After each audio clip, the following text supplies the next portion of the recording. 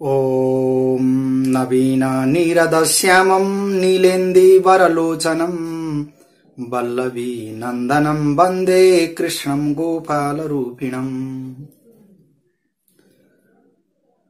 भगवान श्री कृष्णचन्द्र परमात्मा अनन्त गुणले परिपूर्ण हुनुहुन्छ, अनन्त दिव्य शक्तिले परिपूर्ण हुनुहुन्छ। त्यस्तो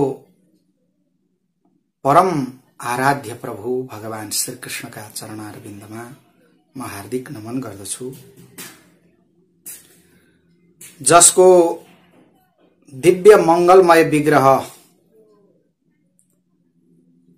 वर्षा ऋतुको नयाँ मेघको जस्तो कान्तिले परिपूर्ण भएको, श्यामल कान्तिले युक्त भएको, अत्यन्त शोभायमान देह जसले धारण गर्नु भएको छ, श्री विग्रह जसले धारण गर्नु भएको छ, जसका नेत्र युगल विकसित नीलकमलका समान अत्यन्त मनोहर छन्, सुन्दर छन्, जो आह्लादिनी शक्ति भगवती राधा रानी को प्रेमानुराग बढाउनका लागि सदा तत्पर भइरहनुहुन्छ, जो ब्रजांगनाहरू ब्रज गोपीहरूलाई आनन्द प्रदान गर्न सदा तत्पर भइरहनुहुन्छ। त्यस्ता गोप वेशधारी लीला पुरुषोत्तम भगवान श्री कृष्णका चरणारविन्दमा म हार्दिक नमन गर्दछु। सनातन वैदिक धर्मका सम्पूर्ण अनुयायी महानुभावहरू, सनातन संस्कार जागरण यो प्रसारण हेरेर बस्नुहुने सम्पूर्ण दर्शक महानुभावहरू सबैमा म हार्दिक अभिवादन व्यक्त गर्दछु। आउनुहोस्, आज हामी एकादशी महारानीका दिव्य महत्व महात्म्य यहाँ श्रवण गर्नेछौं। जुनसुकै कथा प्रसंगहरू पनि नैमिषारण्य क्षेत्रबाट प्रारम्भ भएको हामीले पुराणहरूमा पाएका छौं। त्यसैगरी एकादशी महात्म्यका परम पावन कथा प्रसंगहरू पनि नैमिषारण्य क्षेत्रबाट नै प्रकट भएको, नैमिषारण्य क्षेत्रबाट नै यो प्रारम्भ भएको हामी देख्न सक्छौं। र अब यी कथा, एकादशीका कथा जुन हाम्रा अगाडि मंसिर महिनाको कृष्ण पक्षको एकादशी आइरहेका छन्, जसलाई उत्पत्तिका एकादशी भनिन्छ। उत्पत्तिका एकादशी का विषयमा म अवश्य पनि यहाँहरू समक्ष चर्चा गर्नेछु। त्यसभन्दा अगाडि एकादशीको जुन महत्व छ, उत्पत्तिका एकादशीबाट सारा एकादशीहरूका व्रतहरू प्रारम्भ हुने भएका हुनाले उत्पत्तिका एकादशी भन्दा अगाडि म एकादशीको नै व्रत महात्म्य यहाँ प्रस्तुत गर्नेछु। समग्र एकादशी को यहाँ चर्चा गरिनेछ र त्यसपछाडि उत्पत्तिका एकादशीको पनि चर्चा गरिनेछ।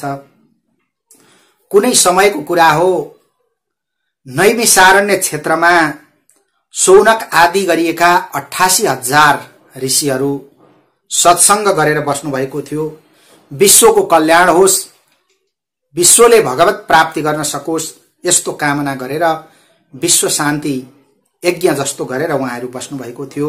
नित्य प्रातःकालमा उहाँहरू आफ्ना नित्य कर्महरू सम्पादन गर्नुहुन्थ्यो र त्यसपछाडि दिनमा भगवत चर्चा गरेर उहाँहरू बिताउनुहुन्थ्यो। भगवानका शक्तिका बारेमा, भगवानका गुणानुवादहरूका बारेमा विभिन्न चर्चा परिचर्चाहरू उहाँहरू गर्नुहुन्थ्यो। त्यस्तै क्रममा एक दिन भगवान वेद व्यासका शिष्य हुनुहुन्छ सुतजी। सुतजी विभिन्न किसिमका पृथ्वी मण्डलका तीर्थहरू भ्रमण गर्दै गर्दै वहाँ नैमिषारण्य क्षेत्रमा आइपुग्नु भएको थियो।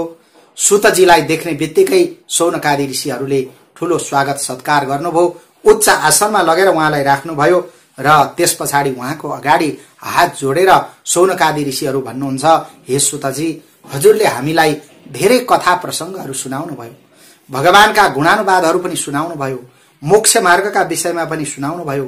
यो पृथ्वी लोकमा जुन साधनहरूद्वारा भुक्ति प्राप्त गर्न सकिन्छ अथवा भोग प्राप्त गर्न सकिन्छ, ती उपायहरू पनि हजुरले बताउनु भयो।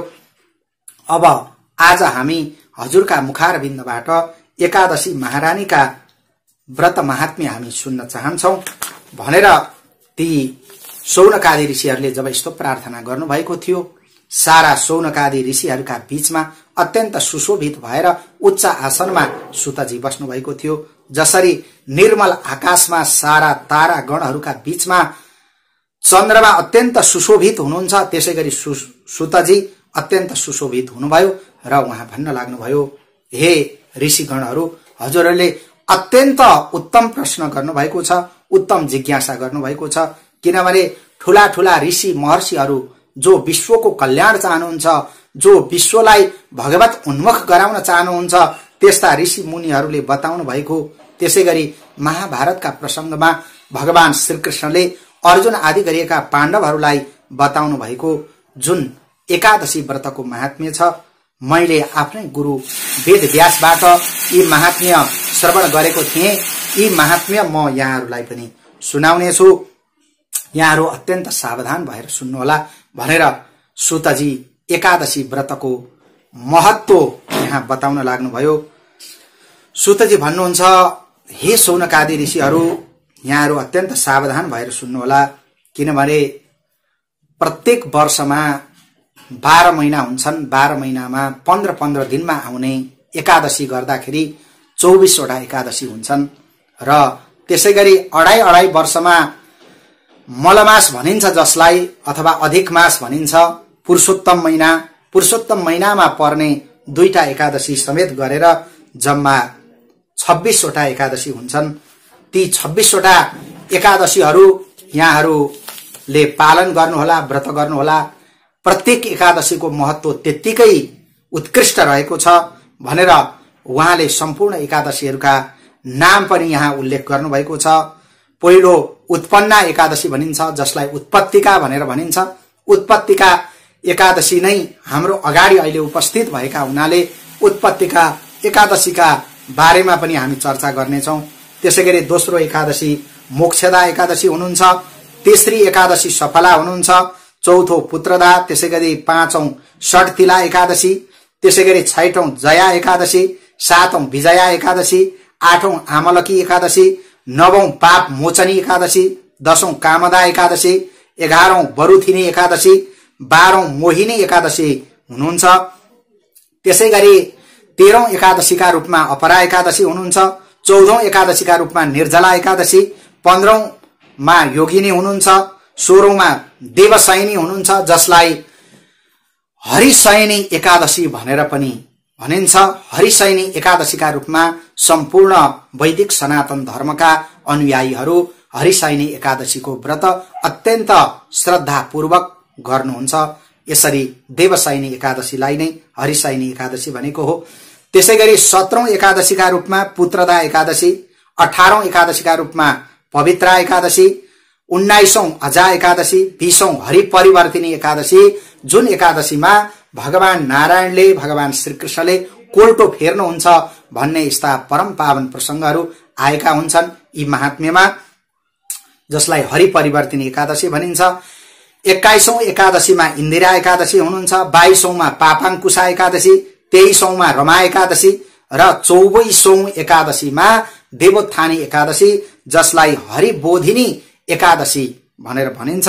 र यी वर्षभरिमा 24 वटा एकादशीहरू पर्दछन् र अधिक मासमा पर्ने अथवा पुरुषोत्तम महिनामा पर्ने पद्मिनी र परमा नाम गरेका 2टा एकादशी समेत गर्दाखेरि 26 वटा एकादशी हुन्छन्। प्रत्येक एकादशीका ती नामहरू अनुसार महत्व पनि अत्यन्त उत्कृष्ट रहेको हामी पाउन सक्छौं र प्रत्येक एकादशी सबैले पालना गर्नुपर्दछ, व्रत गर्नुपर्दछ। यदि अशक्त भइयो भने जति एकादशी पालना गर्न सकिन्छ, व्रत गर्न सकिन्छ, त्यति गर्नुपर्दछ। त्यति पनि नसक्दाखेरि कम से कम एउटै एकादशी, उत्पत्तिका एकादशी भए पनि व्रत गर्नुपर्दछ। अत्यन्त श्रद्धापूर्वक भगवानको आराधना गर्नुपर्दछ, एकादशीको व्रत गर्नुपर्दछ भनेर शास्त्रमा संकेत गरिएको छ। हेमन्त ऋतुको पहिलो महिना मंसिरमा पर्ने एकादशी, त्यसमा पनि मंसिर महिनाको कृष्ण पक्षको एकादशीलाई उत्पत्तिका एकादशी भनिन्छ र ती उत्पत्तिका एकादशीको महत्व ज्यादै उत्कृष्ट रहेको छ भनेर शास्त्रमा संकेत गरिएको छ। सुतजी शौनकादि ऋषिहरूलाई बताउनुहुन्छ, हे शौनकादि ऋषिहरू, जब युधिष्ठिर आदि गरिएका पाण्डवहरू जंगलमा हुनुहुन्थ्यो, अर्जुनले भगवान श्रीकृष्णसँग जिज्ञासा गर्नुभयो, हे भगवान, हे श्रीकृष्ण, एकादशीको महत्व ज्यादै ठूलो रहेको छ भनेर हजुरले बताउनु भएको हो र एकादशीको महत्व किन त्यस्तो भयो, कसरी एकादशी महान हुन गए, त्यस्ता कल्याणकारी व्रत एकादशीका विषयमा हामी जान्न चाहन्छौं भनेर यसरी अर्जुनजीले जब भगवान श्रीकृष्णसँग प्रार्थना गर्नुभएको थियो, भगवानले आज्ञा भयो, हे अर्जुन, यसरी एकादशी मबाटै प्रकट भएकी हुनाले एकादशीको ज्यादै ठूलो महत्व रहेको छ र यी एकादशी कसरी उत्पन्न हुनुभयो त्यसका बारेमा, उत्पत्तिका एकादशीका विषयमा म अवश्य पनि यहाँहरूलाई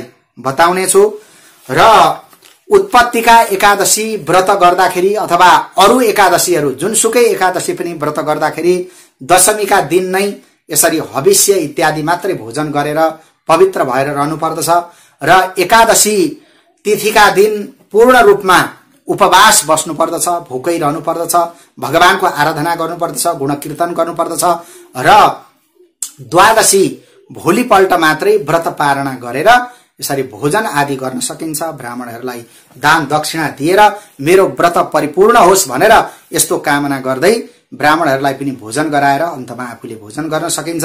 यसरी एकादशी व्रत गर्नु पर्दछ। एकादशी व्रत गर्दाखेरि जुन दशमीले छोइएकी एकादशी हुन्छन् त्यस्तो एकादशीलाई निम्न स्तरको भनेर बताइएको छ। त्यसै हुनाले द्वादशीले छोएका द्वादशी विद्धा एकादशीको व्रत गर्नु पर्दछ र एकादशीको व्रत पूर्ण रूपमा उपवास बसेर र त्यसपछाडि भोलिपल्ट मात्रै भोजन गर्नु पर्दछ र यसरी व्रत पूरा हुन्छन् एकादशीका। यदि कसैले पूर्ण रूपमा म उपवास बसेर व्रत गर्न सक्दिन भन्छ भने ओम नमो भगवते वासुदेवाय यी द्वादशाक्षरी मन्त्रहरूद्वारा पानी लिएर पानीलाई अभिमन्त्रित गरेर त्यसपछाडि त्यो जल पिएर यसरी एकादशी व्रत गर्न सकिन्छ भनेर त्यस्तो उपाय पनि भगवान श्रीकृष्णले एकादशीका विषयमा बताउनु भयो सारा पाण्डवहरूलाई। शौनकादि ऋषिहरूलाई सुतजी बताउनुहुन्छ, जसले एकादशीको व्रत गर्नुहुन्छ उहाँहरूले अत्यन्त पुण्यदायी फल प्राप्त गर्न सक्नुहुन्छ। शंखोद्धार तीर्थमा गएर जुन गदाधर भगवानको पूजा गरिन्छ त्यस्तो किसिमको जुन पुण्य भक्तहरूले प्राप्त गर्नुहुन्छ त्यो पुण्य भनेको एकादशीमा उपवास गरेर व्रत गर्दाखेरि सजिलैसँग प्राप्त गर्न सकिन्छ भनेर शास्त्रमा संकेत गरिएको छ। त्यसैगरी बेतीपात योगमा जुन दान गरिन्छ त्यो दान भन्दा पनि एकादशीको व्रतको पुण्य ज्यादै ठूलो छ भनेर बताइएको छ। संक्रान्तिमा जुन दान दिइन्छ अथवा कुरुक्षेत्रमा चन्द्रग्रहण अथवा सूर्य ग्रहणका बेलामा गएर जुन दान दिँदाखेरि जस्तो किसिमको पुण्य हुन्छ त्यो भन्दा पनि पुण्यदायी फल एकादशीको व्रतबाट प्राप्त गर्न सकिन्छ। मकर राशिमा सूर्य जानु भएको बेला अथवा माघ महिनामा जसले त्रिवेणीमा गएर स्नान गर्दछ अथवा प्रयाग क्षेत्रमा गएर जसले स्नान गर्दछ र उसले जस्तो किसिमको पुण्य प्राप्त गर्ला त्यो भन्दा पनि अधिक पुण्य एकादशीको व्रतबाट प्राप्त गर्न सकिन्छ भनेर यस्तो एकादशीको व्रतको महत्व बताइएको छ। जसले वेद वेदांगमा पारंगत भएका ब्राह्मणलाई 10,000 गाई दान गर्दाखेरि जस्तो पुण्य होला त्यो भन्दा पनि बेसी पुण्य एकादशीको व्रत गर्ने व्रतीहरूले प्राप्त गर्न सक्नुहुन्छ। जसले दिनहुँ घरमा 10 जना ब्राह्मणहरूलाई भोजन गराउनुहुन्छ त्यो 10 जना ब्राह्मणहरूलाई भोजन गराउने भन्दा एउटै ब्रह्मचारी ब्राह्मणलाई जसले भोजन गराउनु भएको छ उहाँले बढी पुण्य प्राप्त गर्नुहुन्छ। त्यस्ता ब्रह्मचारीलाई भोजन गराएको भन्दा पनि बेसी पुण्य भूमि दान गर्दाखेरि त्यस्ता भक्तहरूले प्राप्त गर्न सक्नुहुन्छ। त्यो भूमि दान भन्दा पनि बढी कन्यादान गर्दाखेरि बढी पुण्य उहाँहरूले प्राप्त गर्न सक्नुहुन्छ। कन्यादान भन्दा पनि बढी विद्यादान ज्ञान दान गर्दाखेरि उहाँहरूले बढी पुण्य प्राप्त गर्न सक्नुहुन्छ र त्यो विद्यादान भन्दा पनि बढी जसले भोको मान्छेलाई ज्यादै भोकाएको मान्छेलाई अन्नदान गर्दछ अथवा भोजन इत्यादि प्रदान गर्दछ भने त्यसको पुण्य ज्यादै ठूलो हुन्छ। यसरी अन्नदान नै यो संसारमा सबैभन्दा ठूलो पुण्य हो भन्ने कुरा शास्त्रहरूमा बताइएको छ। किनभने अन्नदानद्वारा नै स्वर्गमा रहेका पितृहरू पनि तृप्त हुनुहुन्छ, त्यसैगरी देवताहरू पनि तृप्त हुन सक्नुहुन्छ। त्यसैले जसले एकादशीको व्रत गर्नुहुन्छ, अत्यन्त श्रद्धापूर्वक विभिन्न दान दक्षिणाहरू पनि गर्नुहुन्छ भने उहाँहरूको पुण्य कति हुन्छ भन्ने कुरा गणना गर्न सकिँदैन भनेर यसरी शास्त्रमा संकेत गरिएको छ।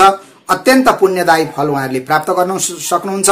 सम्पूर्ण तीर्थमा गएको, सारा दानहरू गरेको, त्यसैगरी सम्पूर्ण पुण्य कर्महरू गरेको फल एकादशीको व्रतद्वारा उहाँहरूले प्राप्त गर्न सक्नुहुन्छ। त्यति बेलासम्म संसारका विभिन्न पापहरू गर्जना गरिरहन्छन् जबसम्म मंसिर महिनाको उत्पत्तिका एकादशी आउनुहुन्न। जब एकादशी आउनुहुन्छ अगाडि संसारका सारा पापहरू भयभीत भएर त्रस्त भएर सारा पापहरू समाप्त भएर जान्छन्, भागेर जान्छन्। त्यसै हुनाले एकादशीमा अत्यन्त पवित्र भएर रहनु पर्दछ। सबै व्रतहरूमा एकादशी व्रत ज्यादै श्रेष्ठ छन् भनेर यस्ता प्रकारले भगवान श्रीकृष्णले जब बताउनु भएको थियो र त्यसपछाडि फेरि अर्जुनजीले जिज्ञासा गर्नुभयो एकादशी व्रतको महत्व यति ठूलो कसरी हुन गयो, यस प्रसंगमा के रहस्य रहेको छ त्यो पनि म जान्न चाहन्छु। हे प्रभु, हे परमात्मा, हे श्रीकृष्ण भनेर अर्जुनजीले जब यस्तो प्रार्थना गर्नुभएको थियो, शौनकादि ऋषिहरूलाई सुतजी बताउनुहुन्छ।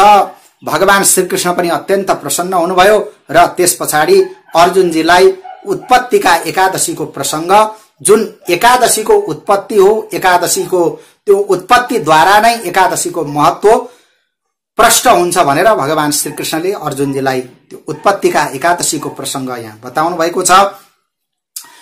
र सत्य युगको कुरा हो, एउटा अद्भुत दानव त्यहाँ प्रकट भएको थियो, ज्यादै डर लाग्दो थियो र त्यसले सारा देवताहरूमा पनि हाहाकार मचाउन थाल्यो र सबै देवताहरूलाई जित्दै जित्दै अन्तमा उसले स्वर्गमाथि पनि विजय प्राप्त गर्यो, इन्द्रलाई पनि जित्यो र सारा देवताहरू भयभीत भएर डराएर भगवान शंकरजीको शरणमा जानुभएछ र भगवान शंकरजीको उहाँहरूले प्रार्थना गर्नुभयो।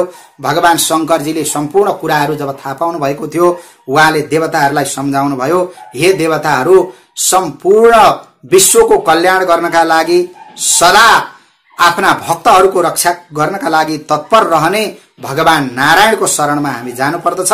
सबैजना भगवान नारायणको शरणमा जाउँ। अवश्य पनि भगवान नारायणले, भगवान विष्णुले त्यो दैत्यलाई समाप्त गरेर हाम्रो रक्षा गर्नुहुनेछ। भगवान शंकरजीले यसरी सारा देवताहरूलाई सम्झाउनु भयो र त्यसपछाडि जगतपति भगवान नारायण जहाँ शयन गर्नुभएको थियो त्यहाँ गएर क्षीर सागरमा गएर सारा देवताहरूले शहीद भएर भगवान शंकरजी नारायणको त्यहाँ दिव्य स्तुति गर्न लाग्नुभयो। ओम नमोस्तु देव देवाय देव देवै सुवन्दित दैत्यारे पुण्डरीकाक्ष त्राहिनो मधुसूदन। हे भगवान, हे नारायण, हे विष्णु, हे श्रीकृष्ण, हजुर ओमकार स्वरूप हुनुहुन्छ, देवताहरूका पनि देवता हुनुहुन्छ। यी श्रेष्ठ देवताहरूले सधैँ हजुरको आराधना गरिरहनुहुन्छ, प्रार्थना गरिरहनुहुन्छ। हे दैत्यहरूका शत्रु, हे दैत्यारी, हे पुण्डरीकाक्ष, हजुरलाई नमस्कार छ, हाम्रो रक्षा गर्नुहोस्। किनभने यी देवताहरू आज एउटा मूर नाम गरेको दैत्यबाट ज्यादै डराएर हजुरको शरणमा आएका छन् र हजुर नै यो चराचर जगतको माता हुनुहुन्छ, पिता हुनुहुन्छ, सबैको कल्याण गर्नेवाला हजुर नै हुनुहुन्छ, संहारकर्ता पनि हजुर नै हुनुहुन्छ र देवताहरूको रक्षक पनि हजुर नै हुनुभएको हुनाले देवताहरूलाई कसरी अब शान्ति प्राप्त हुन्छ त्यो शान्ति दिने काम हजुरले गर्नुहोस्। हजुर नै चन्द्रमा हुनुहुन्छ, हजुर नै सूर्य हुनुहुन्छ, हजुर नै अग्नि हुनुहुन्छ, हजुर नै हवन गरिने वस्तु का रूपमा पनि हजुर नै हुनुहुन्छ। त्यसैगरी होम हाल्ने जुन चरो आदि वस्तुहरू हुन्छन्, आगो हुन्छ, ती सारा वस्तुका रूपमा पनि हजुर नै रहनु भएको छ र मन्त्र तन्त्र त्यसैगरी ऋत्विज जप यजमान यज्ञ, यज्ञको फल भोक्ता, यज्ञको फल पनि हजुर नै हुनुहुन्छ, यज्ञको भोक्ता पनि हजुर नै हुनुहुन्छ। हे देवताका पनि देवता हुनुभएका हे नारायण, हजुरका शरणमा आज हामी आएका छौं। यो चराचरलाई रक्षा गर्ने सारा जिम्मेवारी उत्तरदायित्व हजुरको नै छ। हे प्रभु, हाम्रो रक्षा गर्नुहोस् भनेर भगवान शंकरजीले सहित भएर सारा देवताहरूले जब यस्तो प्रार्थना गर्नुभएको थियो, भगवानले आज्ञा भयो, हे देवताहरू, यहाँले जो प्रार्थना गर्नुभएको छ त्यसबाट म प्रसन्न भएको छु र त्यो देवताहरूलाई दुःख दिने मायावी दैत्य को हो, त्यो कहाँ बस्दछ, त्यसको नाम के हो, त्यो कति बलियो छ, त्यसको सहायक को छ, यो सारा कुराहरू यहाँहरू मलाई बताउनु होला। यहाँहरू नडराउनु होला, निर्भय हुनुहोस् र अवश्य पनि त्यो दैत्यबाट यहाँहरूको म रक्षा गर्नेछु। भगवानले आश्वासन प्रदान गर्नुभयो। देवताहरू भन्नुहुन्छ, हे प्रभु, त्यो धेरै समय पहिले ब्राह्मणकै वंशमा प्रकट भएको उग्र डरलाग्दो दानव हो, जसलाई मुर भनेर भनिन्छ। देवताहरूलाई पनि त्यसले छिन्न भिन्न पारेको छ।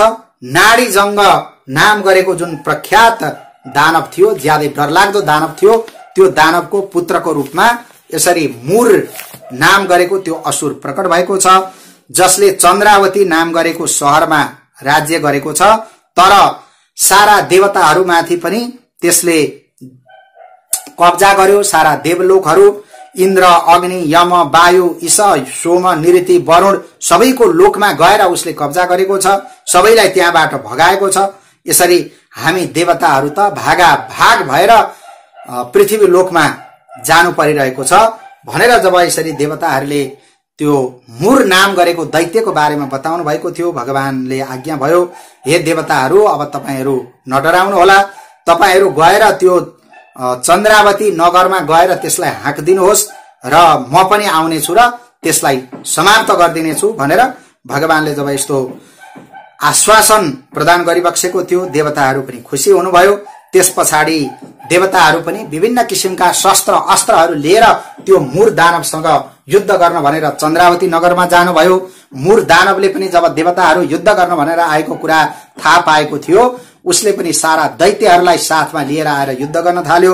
दैत्यहरूका अगाडि देवताहरूको केही लागेन, उहाँहरू त त्यहाँ हार मान्न लाग्नुभयो, भाग्न लाग्नुभयो। यो कुरा जब देख्नु भएको थियो, भगवान नारायणले, भगवान श्रीकृष्णले बाणहरूको वर्षाद्वारा सारा दैत्यहरूलाई त्यहाँ समाप्त गर्नुभयो र मुर नाम गरेको दैत्यसँग भयंकर युद्ध हुन थाल्यो। मुर नाम गरेको दैत्यसँग सारा शस्त्र अस्त्रहरू थिए, भगवानमाथि उसले प्रहार गर्यो। भगवानले ती शस्त्र अस्त्रहरू सारा काटेर फेरि मुर दैत्यलाई प्रहार गर्नुभयो, तर मुर दैत्यको मृत्यु भएन। सारा शस्त्र अस्त्रहरू जब समाप्त भएको थिए, त्यस पछाडि फेरि बाहु युद्ध त्यहाँ सुरु भयो र बाहु युद्ध गर्दा गर्दा धेरै समय बित्यो, तर हार जित कसैको पनि भएन। भगवान नारायण थाक्नु भएछ र त्यस पछाडि केही विश्राम गरौं भन्ने यस्तो विचार गरेर भगवान नारायण त्यहाँबाट भाग्नुभयो र जहाँ बद्रिकाश्रममा हैमवती नाम गरेका गुफा थिए, जुन 12 योजन भनिएको छ, 48 कोष फराकिलो, त्यस्तो गुफामा गएर भगवान जब भित्र प्रवेश गर्नुभएको थियो, ती मुर नाम गरेको दैत्य पनि पछाडि पछाडि लखेट्दै लखेट्दै त्यहाँ जब पुगेको थियो, भगवान त्यहाँ गएर शयन गर्न लाग्नुभयो। मुर दैत्यबाट ज्यादै थकित हुनुभएको हुनाले मुर दैत्य सँग हारे जस्तो बनेर, भयभीत जस्तो भएर भगवान त्यहाँ जब सुत्न लाग्नु भएको थियो, त्यसै समयमा मुर दैत्य त्यहाँ ढोकामा पुग्यो। गुफाको ढोकामा भगवानलाई शयन गरेको देख्यो र भगवानलाई अब म समाप्त गरिदिन्छु, किनभने उहाँ नै सारा देवताहरूको रक्षक हुनुहुन्छ, देवताहरूको सहायक हुनुहुन्छ। उहाँलाई मैले समाप्त गरे भने अब मलाई कसैले पनि जित्न सक्दैन, देवताहरूलाई मैले जितिसकेको छु भन्ने यस्तो विचार गरेर त्यो दैत्य जब अगाडि बढेको थियो, त्यसै समयमा भगवान श्रीकृष्ण अर्जुनजीहरूलाई आज्ञा हुन्छ, त्यसैगरी सुतजी शौनकादि ऋषिहरूलाई भन्नुहुन्छ, त्यसै समयमा भगवानका अंगबाट, भगवानका शरीरबाट दिव्य पुरुष, दिव्य एउटी नारी त्यहाँ प्रकट हुनुभयो, दिव्य देवी प्रकट हुनुभयो र उहाँ रातो वर्णको हुनुहुन्थ्यो र उहाँ विभिन्न किसिमका शस्त्र अस्त्रहरू लिएर त्यो दानवसँग युद्ध गर्न भनेर अगाडि बढ्नुभयो। ती दानवले भगवती ती देवीको स्वरूप देख्दाखेरि रातो वर्णको देखेछ र देवीसँग युद्ध गर्न भनेर जब आयो, विभिन्न किसिमका शस्त्र अस्त्रका युद्धहरू भए, सबैलाई भगवती देवीले ती कन्याले समाप्त गरिदिनु भयो र त्यस पछाडि बाहु युद्ध गर्न भनेर जब मुर दैत्य अगाडि बढेको थियो, भगवती देवीले लात्तीको प्रहार जब गर्नुभएको थियो, मुर दैत्य त्यही ढल्यो र केही क्षणमा फेरि त्यसको चेतना आएछ र फेरि युद्ध गर्न भनेर जब अगाडि आएको थियो, भगवती देवीले त्यसको शिर छेदन गरिदिनु भयो र यसरी अब मुर दैत्यको समाप्ति भयो। त्यो मुर दैत्य जब यमलोकतिर गएको थियो, त्यस पछाडि भगवती देवी पनि अत्यन्त प्रसन्न हुनुभयो। भगवानको पनि चेतना तुरुन्तै खुलेछ र भगवान त्यहाँबाट उठ्नुभयो। मुर दैत्य समाप्त भएको जब भगवान नारायणले देख्नु भएको थियो, उहाँले ती देवीसँग सोध्नुभयो यो मुर दैत्यलाई कसले मार्यो, किनभने यसले सारा देवताहरूमाथि पनि विजय प्राप्त गरेर सबै देवताहरूलाई पनि दुःख दिएको थियो। तिनै लोकमा यसले सबैलाई दुःख दिइरहेको थियो। जसले यो मुर दैत्यलाई समाप्त गरेको छ त्यसले तिनै लोकमाथि विजय प्राप्त गरेको छ भनेर देवीलाई जब यसरी भगवान नारायणले बताउनु भएको थियो, ती देवी पनि अत्यन्त प्रसन्न हुनुभयो र उहाँले भन्नुभयो, हे प्रभु, हजुरमाथि अनिष्ट चिताउने भएको यो मुर दैत्यलाई मैले समाप्त गरेकी हुँ भनेर देवीले जब यसरी बताउनु भएको थियो, भगवान अत्यन्त प्रसन्न हुनुभयो। यसरी सारा देवताहरूलाई पनि आनन्द प्रदान गर्ने हे देवी, यहाँलाई जे इच्छा छ म ज्यादै प्रसन्न भएको छु, त्यो वरदान माग्नुहोस् भनेर भगवानले जब यस्तो प्रेरणा गर्नुभएको थियो, देवीले भन्नुभयो, हे भगवान, हजुर यदि मसँग प्रसन्न हुनुहुन्छ भने आज एकादशीको दिन परेको छ। एकादशीमा जसले उपवास पूर्वक एकादशीको व्रत गर्दछन्, एकादशीका महात्म्यहरू श्रवण गर्दछन्, एकपल्ट मात्रै दशमीका दिन भोजन गरेर एकादशीलाई अत्यन्त श्रद्धा पूर्वक जसले पालना गर्दछन् भने उनीहरूको उत्तम गति होस्, उनीहरूले अत्यन्त उत्कृष्ट पुण्यहरू प्राप्त गर्न सकुन् भन्ने म यस्तो वरदान चाहन्छु भनेर ती देवीले जब यस्तो बताउनु भएको थियो, भगवानले आज्ञा भयो, हे देवी, हजुरले भन्नुभएको अत्यन्त उपयुक्त छ र वास्तवमा जसले एकादशीको व्रत गर्छन् तिनीहरू हजुरका भक्त हुनेछन्, ती सारा मेरा पनि भक्त हुनेछन्। तिनै लोकमा विख्यात एकादशी व्रत भन्ने त्यो रहनेछ र एकादशीका दिन हजुर मेरो शरीरबाट उत्पन्न हुनुभएकी हुनाले हे देवी, यहाँको नाम पनि आजदेखि एकादशी भनेर रहनेछन्। जसरी मलाई तृतीया तिथि, त्यसैगरी अष्टमी तिथि, नवमी तिथि, चतुर्दशी तिथि ज्यादै प्रिय छन्, त्यसैगरी एकादशी तिथि पनि ज्यादै प्रिय हुनेछन् र सबैभन्दा प्रिय त एकादशी तिथि नै हुनेछन्। सम्पूर्ण तीर्थको फल, सारा दानहरूको फल, सम्पूर्ण व्रतहरूको फल पनि एकादशीको व्रतबाट प्राप्त हुने यस्तो किसिमको वरदान म दिन्छु भनेर भगवान नारायणले त्यो वरदान दिएर उहाँ त्यहाँ अन्तर्धान हुनुभयो र त्यस पछाडि भगवती एकादशी पनि अत्यन्त प्रसन्न हुनुभयो, उहाँ पनि अन्तर्धान हुनुभयो। यतातिर सुतजी शौनकादि ऋषिहरूलाई बताउनुहुन्छ, हे शौनकादि ऋषिहरू, यसरी पृथ्वी लोकमा एकादशी, त्यसमा पनि उत्पत्तिका एकादशी अत्यन्त पुण्यप्रद हुनुहुन्छ। उहाँ सम्पूर्ण सिद्धिकी कारक हुन सक्नुहुन्छ। यसैले एकादशी व्रत सारा मनुष्यहरूले पालना गर्नुपर्दछ। शुक्ल पक्षका एकादशी हुन् अथवा कृष्ण पक्षका एकादशी हुन्, द्वादशी विद्या एकादशी व्रत धारण गरेर एकादशीको उपासना गर्नुपर्दछ। त्यस्ता मान्छेहरू नै अत्यन्त धन्य धन्य छन् जसले एकादशीको व्रत गरेर भगवान नारायणको भक्ति गरेका छन्, एकादशीका व्रत महात्म्यहरू सुनेका छन् भने उनीहरू ज्यादै धन्य धन्य हुन्छन्। पृथ्वीमा हजारौं अश्वमेध यज्ञ गरेको फल पनि एकादशीको व्रतद्वारा प्राप्त गर्न सकिन्छ। त्यसैगरी सारा अन्य तीर्थहरूमा गएर जुन पुण्य प्राप्त गर्न सकिन्छ ती पुण्यहरू पनि एकादशीको व्रतद्वारा प्राप्त गर्न सकिन्छ। यसरी एकादशीको व्रत गरेर द्वादशीका दिन पालना गर्नुपर्दछ र एकादशी उत्पत्तिका एकादशीकै दिन भगवती एकादशी महारानीको उत्पत्ति भएको हुनाले यसलाई उत्पत्तिका एकादशी भनिएको हो र प्रत्येक पक्षको, कृष्ण पक्षको अथवा शुक्ल पक्षको एकादशी तिथिमा भगवती एकादशी महारानीको आराधना गर्ने, भगवान नारायणको आराधना गर्ने, भगवान श्रीकृष्णको आराधना गर्ने, गदाधर भगवानको आराधना गर्ने जसले गर्दछ भने त्यो अत्यन्त पुण्य प्राप्त गर्ने, पुण्यको भागी हुने त्यस्तो किसिमको व्यक्ति बन्दछ। र यसरी पुण्यको भागी हुनका लागि हामी सबैले एकादशीको व्रत गर्नुपर्दछ हे शौनकादि ऋषिहरू भनेर सुतजीले शौनकादि ऋषिहरूलाई बताउनु भयो। र यसरी एकादशी व्रत ज्यादै महत्त्वपूर्ण भएको हुनाले यी उत्पत्तिका एकादशीका जसले व्रत गर्नुहुन्छ, व्रत महात्म्य कथाहरू श्रवण गर्नुहुन्छ भने उहाँहरूले अत्यन्त उत्कृष्ट पुण्य प्राप्त गर्न सक्नुहुन्छ। र एकादशीको व्रतको प्रभावले यो लोकमा पनि यह लोकमा पनि विभिन्न किसिमको सौख्य प्राप्त गरेर अन्तमा उहाँहरूले चाहिँ विष्णु लोक प्राप्त गर्न सक्नुहुन्छ, भगवत लोक प्राप्त गर्न सक्नुहुन्छ। यसरी मनुष्य एकादशीको व्रतद्वारा ठूला ठूला पापहरूबाट पनि मुक्त हुन सक्छ। ब्रह्म हत्या आदि गरेका ठूला ठूला पापहरू पनि समाप्त हुन्छन् एकादशी व्रतको प्रभावले।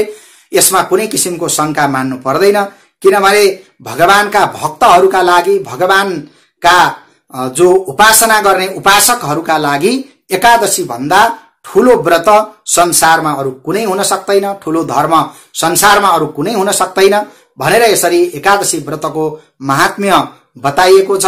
सम्पूर्ण दर्शक महानुभावहरू, त्यसैगरी वैदिक सनातन धर्मका सारा अनुयायी महानुभावहरू सबै हामीले एकादशी व्रतको उपासना गर्नुपर्दछ, एकादशी व्रत धारण गर्नुपर्दछ, एकादशी व्रतको महात्म्य कथाहरू श्रवण गर्नुपर्दछ। यसैबाट नै हाम्रो परम कल्याण हुनेछ भन्ने यही कामना सम्पूर्ण दर्शक श्रोता महानुभावहरूमा गर्दै आज मेरा यी वाणीहरूलाई भगवती एकादशी महारानीका चरणारविन्दमा समर्पण गर्दछु। ओम उत्पत्तिका एकादश्यै नमः। ओम नमो भगवते वासुदेवाय।